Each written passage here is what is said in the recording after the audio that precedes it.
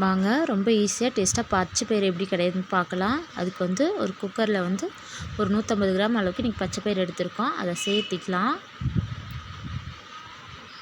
சேர்த்திக்கிட்டு இதை நல்லா பொறுமையாக செவக்க வறுத்துக்கலாம். அடுப்பு சிம்மில் வச்சு வேகமாக வச்சு வறுக்கும்போது ரொம்ப கருக வாய்ப்பு இருக்குது. அதனால் சிம்மில் வச்சு நல்லா மெதுவாக வறுத்துக்கலாம்.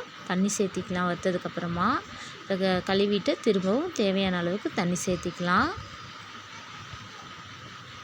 தண்ணி சேர்த்திக்கலாம். இப்போ வந்து எடுத்து வச்சுருக்க சின்ன வெங்காயம், 2 தக்காளி, 10 பல் பூண்டு, ஒரே ஒரு பச்சை மிளகாய் சேர்த்திக்கலாம். அப்புறம் 1 ஸ்பூன் அளவுக்கு ஜீரகம் சேர்த்திக்கலாம்.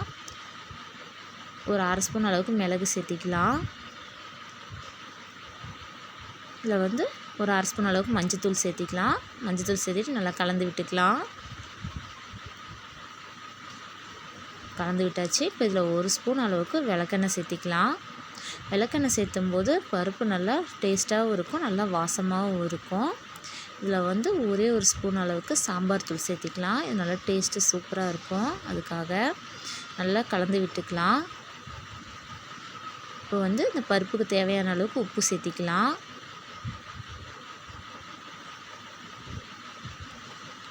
உப்பு தேவையான அளவுக்கு சேர்த்திக்கலாம். சேர்த்திக்கிட்டு இதை மூடி போட்டு ஒரு 4லேருந்து 5 விசில் வரைக்கும் வச்சு எடுத்துக்கலாம். நம்ம 4-5 விசில் வச்சு எடுக்கும்போது தான் கடையை நமக்கு ஈஸியாக இருக்கும். 4-5 விசில் வச்சு எடுத்துக்கலாம். இப்போ விசில் அடங்கிருச்சு. இப்போ பார்த்திங்கன்னா தெரியும் பருப்பு எந்த அளவுக்கு வெந்து வந்திருக்குன்னு. பருப்பு நல்லா வெந்து வந்துருச்சு.